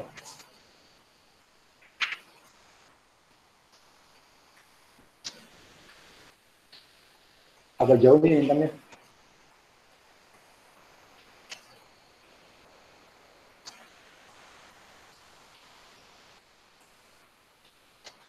Oke.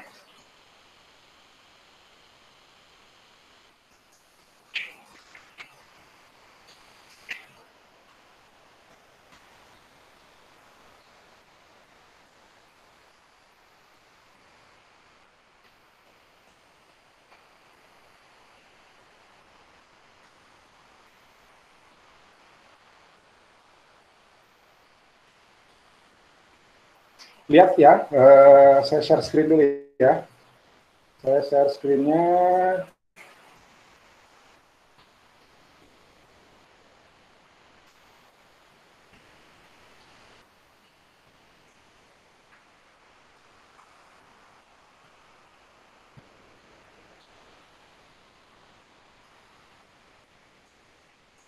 Nih. Bisa dilihat? Sudah munculkah?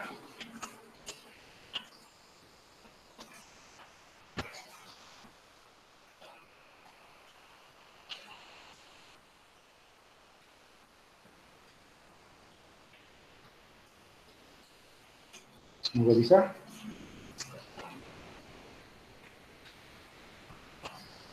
Wah, Pak lama.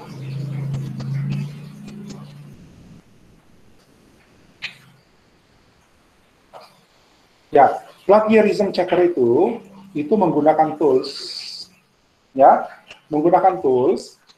Ada layanan yang khusus melayani itu, lalu dia akan mengecek dalam tulisan kita itu apa saja, ya, bagian dari naskah itu yang sama dengan punya orang.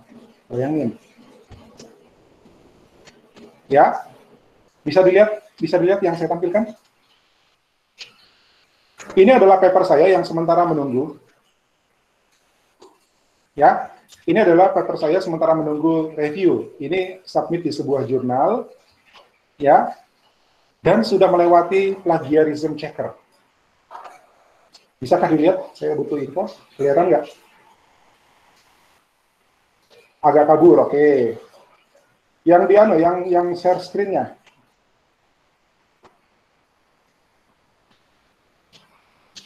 Tunggu, saya buka akun satu lagi ya, supaya saya bisa lihat tampilan itu.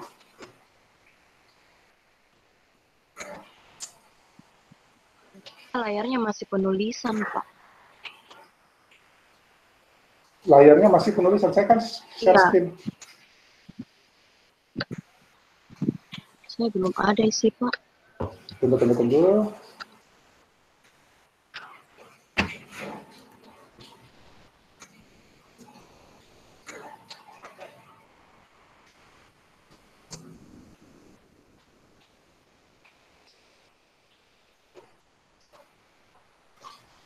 Oh, sudah kok, sudah tampil.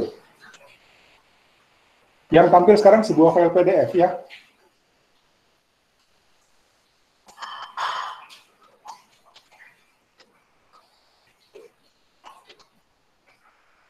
Layarnya belum ganti, tapi di tampilan saya nih sudah nih. Saya juga login di satu akun sendiri.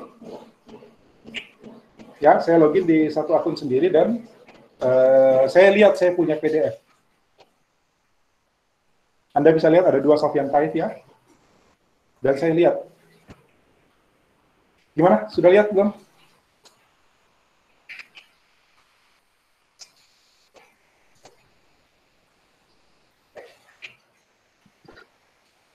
Sudah, Pak. Belum? Sudah, Pak. Devi sudah, oke. Thank you, Devi.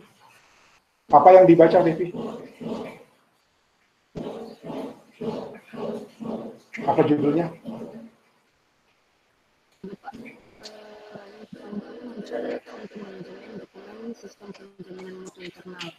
Oke, udah ya, tampil ya. Thank you. Nah, lihat ya, ini adalah sebuah dokumen hasil validation checker. Ini adalah paper saya lagi submit, lagi nunggu di review, ya. Dan ini semua yang dia tandai, ini otomatis mesin yang lakukan. Ini semua yang ditandai ini adalah bagian yang dianggap sama dengan paper yang lain. Ya, bagian yang dianggap sama dengan paper yang lain. Lihat ini. Ya. Ini lihat paling banyak itu kutipan. Paling banyak itu adalah kutipan. Ini ABCD bla bla bla, ini adalah kutipan dari pustaka ya. Gitu. Ya, ini judul ya pasti samalah metode penelitian. Oke, ya. Memang akan ada yang sama. Ini proses bisnis bla bla bla. Ini dianggap sama dengan sebuah dokumen. Ya, ada di dokumen yang kita punya kesamaan gitu. Jadi semua yang dia blok warna-warni ini semuanya adalah bagian yang dianggap sama. Lalu di belakang itu ada kesimpulan. Ya, di belakang sini di akhir ya.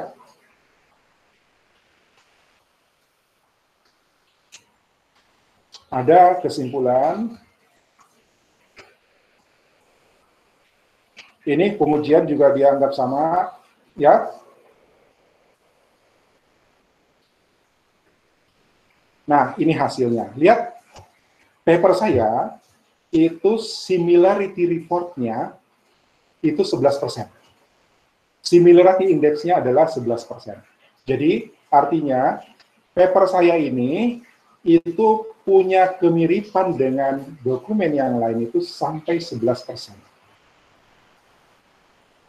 Ya, untungnya jurnal ini, ya jurnal yang saya submit ini, itu oleh apa? Oh, ada mahasiswa saya, ada bimbingan saya sudah lulus, juga publish di jurnal ini. Itu dia diingatkan waktu dia submit, similarity index-nya itu ternyata di atas 17%. Jadi disuruh untuk edit supaya kemiripannya kurang dari 17%. Dan paper saya hanya 11%. Artinya ini lolos. Lolos similarity, lolos plagiarism checker.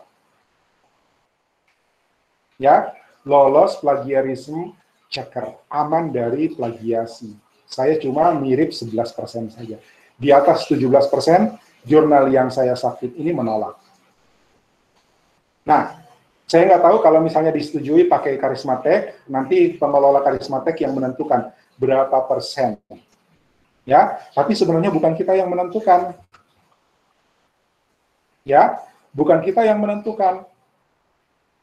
Tadi saya katakan, teman-teman Anda yang sekarang menunggu wisuda, itu skripsinya sedang melalui proses plagiarism checker. Ya, sedang melalui proses plagiarism checker. Dan kita nggak tahu. Ya, kita belum tahu, atau mungkin saya yang belum tahu. Barangkali Pak Wakil Ketua 1 mungkin sudah tahu, atau Wakil Ketua, atau mungkin Pak Ketua juga sudah tahu, berapa persen sih kemiripan yang diizinkan. Dan saya agak cemas, ya, karena mahasiswa kita kebiasaan bikin skripsi itu kebanyakan kopasnya. Ya, kebanyakan kopasnya. Barangkali di atas 50% ada. Nah, itu akan beresiko gagal plagiarism checker, ya, dan kemungkinan belum bisa wisuda. So, semoga tidak terjadi, itu hanya kecemasan saya saja. So, kita kedepannya akan mencegah, ya, sehingga skripsi Anda itu disubmit lewat proofreading dan sudah lewat plagiarism checker. Ya, selesai cek plagiarismnya, baru masuk ke review. Review ini dilakukan oleh calon penguji Anda. Jadi, siapapun nanti reviewernya, itu adalah penguji Anda. Dia sudah melihat problemnya. ya, dan akan minta Anda untuk melakukan koreksi supaya nanti ketika seminar akhir Anda sudah lebih ringan. Oke? Dan kalau tulisan Anda sudah dipublis, itu berarti Anda sudah lulus. Ya, karena sudah melibatkan 2 pembimbing, jadi nanti Anda dan 2 pembimbing itu menjadi penulis dari publikasi. Ya, lalu belum tahu nanti apakah tetap 3 atau 5 reviewer, ya, itu nanti jadi penguji dari penulisan Anda. Oke? Nah, semuanya dilakukan secara online, jadi tidak ada lagi biaya kertas dan fotokopi. Ya, kalau kemarin kasihan mahasiswa itu berim-rim kertasnya, belum lagi fotokopinya. Ya, cetak berapa kali untuk bimbingan, cetak lagi untuk persiapan ujian, lalu dikopi 5 rangkap, 6 rangkap, ya, untuk ujian. Selesai ujian, semua kopian itu dibuang, ya kan? Untuk kemudian revisi akhir lagi pakai konsultasi, ya, itu habis berapa hari. Nah, itu tidak ada lagi. Semuanya online, konsultasinya online, reviewnya online. Cuman nanti Anda ada pembiayaan, ya, proofreading kita mesti bayar jasa orang, ya, untuk melakukan editing. Kemudian plagiarism checker itu resminya memang berbayar, ya, $1 ya kalau nggak salah, $1 per paper. Murah sih, $1 14.000 kan, 15.000 lah, ya kan? Plagiarism checker itu ada biayanya. Kemudian reviewer nanti kita belum bahas nih, pembiayaannya masuk di skema pembiayaan ujian atau masuk di skema pembiayaan review jurnal. Ya, intinya biaya yang ada sudah lebih ringan daripada Anda nanti biayanya keluar untuk kertas fotokopi yang kemudian dibuang. Oke? Dan jurnal Anda akan dicetak ketika wisuda. Jadi nanti ketika wisuda Anda pegang buku jurnal untuk diperlihatkan pada keluarga. Inilah paper saya ada di dalam. Ya, gitu. So,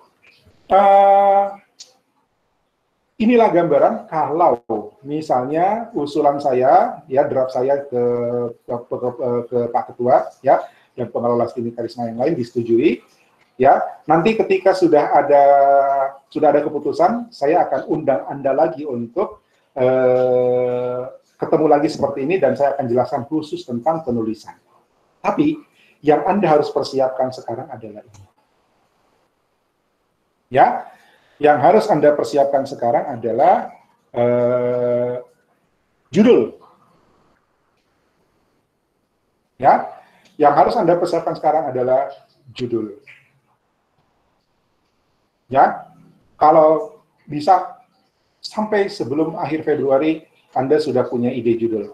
Mungkin untuk penetapan apakah ada proposal, ada seminar proposal atau tidak itu dalam waktu dekat ya. Saya akan meminta terus ke Pak Ketua supaya cepat ada keputusan, supaya Anda juga ada kepastian apakah harus seminar proposal atau tidak. Ya, oke. Jadi Februari. Tentang pembimbing, ya, pembimbing Anda yang kemarin yang saya distribusikan itu hanya pembimbing tugas aplikasi. Tidak mesti jadi pembimbing skripsi. Jadi bukan keharusan bahwa mereka, bapak-bapak, ibu pembimbing, ada yang sudah hadirkah di sini, itu kemudian otomatis jadi pembimbing skripsi. Belum tentu, karena nanti tergantung topik kan. Ya, pertama tergantung topik apa yang akan Anda bahas. Kalau misalnya dia algoritma, ya mungkin ada dosen yang tidak fokus ke algoritma, ada yang dosen yang fokusnya ke usability misalnya, maka tentu beliau tidak akan agak berat untuk jadi pembimbing Anda. Jadi saya ingatkan, pembimbing Anda di tugas aplikasi itu bukan pembimbing Anda skripsi, tapi Anda bisa minta advice beliau-beliau. Ya, bisa minta saran beliau-beliau, termasuk minta saran kepada dosen siapa seharusnya topik Anda didiskusikan. Ya, kalau Anda bisa membahas sisi marketingnya, coba ke Ibu Afifah. Kalau Anda bahas sisi algoritmanya, sisi infrastrukturnya, coba ke Pak Fajar misalnya. Ya, Anda mau bahas tentang SEO-nya, silakan ke Pak Ahyar misalnya, walaupun Pak Ahyar bukan pembimbing tugas aplikasimu. Oke? Ya, seperti itu. Karena pembimbing tugas aplikasi seluruhnya itu sepenuhnya adalah wewenang dari pengelola program studi. Ya, sepenuhnya wewenang dari pengelola program studi. Anda coba bisa mengusulkan, tapi nanti pengelola program studi yang memutuskan bahwa inilah pembimbing Anda. Oke, ya. Tapi nanti mekanisme persetujuan judul dengan tanpa proposal, ya, tanpa seminar proposal, itu nanti saya coba minta supaya Pak Ketua bisa putuskan cepat, lalu saya kabarkan ke Anda. Oke. Ada yang mau didiskusikan dulu di sini pada kesempatan ini? Mungkin terbatas ya, selebihnya nanti silakan tanya jawabnya di grup.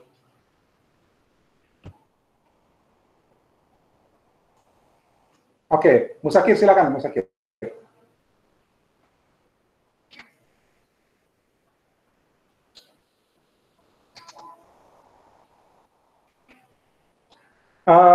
Oke, ganti judul, tapi mekanisme Anda melakukan analisis discovery, user discovery itu tetap dilakukan ya. Ya, sorry juga karena saya nggak pantau Anda seterusnya, tapi harusnya memang harus dilaporkan jauh-jauh hari. Tapi kalau memang sudah terlanjur, ya, pertama timnya harus tetap jangan ganti tim. Kedua, produk baru Anda itu harus melalui validasi-validasi dan yakin bahwa itu bisa. Ya, oke. Selanjutnya nanti diskusikan dengan siapa pembimbingnya? Pak Handan ya? Ibu Marina.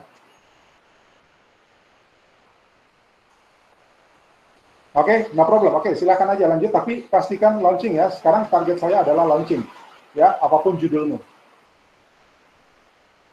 Oke, ada lagi?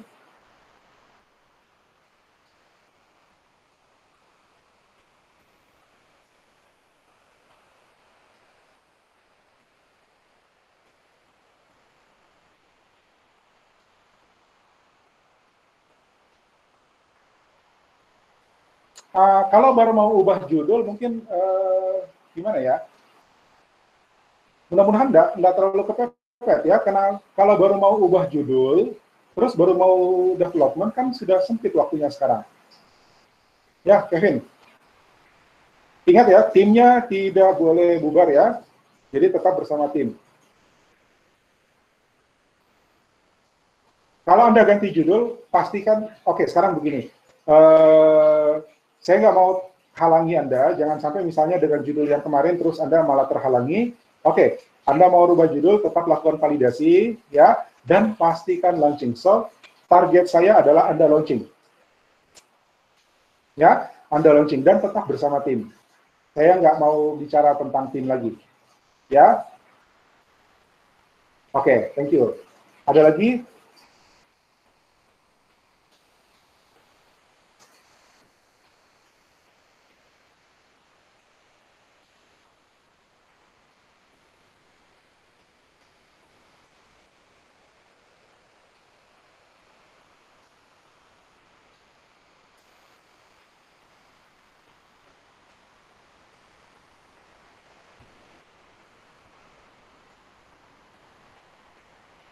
Oke, kalau tidak ada, silakan kalau masih ada diskusi nanti lewat grup ya, lewat grup. Tapi tolong perkembangan-perkembangan yang ada cepat diinfokan supaya nanti kita bisa ambil keputusan. Ya, nanti kalau ada perkembangan juga di sisi pengelola, baik itu tentang seminar proposal dan juga tentang penulisan, akan saya kabari lagi. Ya, selanjutnya Anda silakan diskusi dengan pembimbing masing-masing. Ya, kalau saya tekankan, yang saya tekankan adalah Anda launching, ya, produk Anda harus jalan, harus operasional, ya, supaya ada materi, ada bahan, ada objek untuk penelitian skripsi Anda, ya. Lalu pastikan Anda sudah fix dengan judul selambatnya akhir Februari. Oke, ya, pembimbing silakan konsultasi Anda pilih, lalu kemudian ajukan kepada pengelola program studi. Ya, pengelola program studi itu menyetujui pembimbing itu sebelum seminar proposal kok. Ya, kalau tetap ada seminar proposal. Oke, saya kira itu ya. Saya cukup lama menyita waktu Anda. Sekarang sudah jam 12, jadi kurang lebih 2 jam kita bersama. Saya tidak menutup kemungkinan Anda mau diskusi lebih jauh, silakan. Ada yang mau undang untuk VidCon, boleh ya, tapi kita harus sepakati jadwal, jangan sampai tabrakan dengan, masih ada kuliah saya soalnya, jalan ya. Kemudian nanti kalau ada perkembangan baru, saya undang lagi pertemuan seperti ini. Selebihnya kita bisa diskusi di grup, ya, grup. Oke, demikian untuk hari ini. Terima kasih atas kehadiran Anda, terima kasih atas partisipasinya, terima kasih atas perhatiannya. Tetap jaga kesehatan, ya. Tetap di rumah. Kalau memang tidak ada yang penting untuk diurus di luar rumah, ya jalankan protokolnya dengan ketat supaya kita bisa atasi pandemi ini bersama-sama. Silakan istirahat. Assalamualaikum warahmatullahi wabarakatuh dan selamat siang.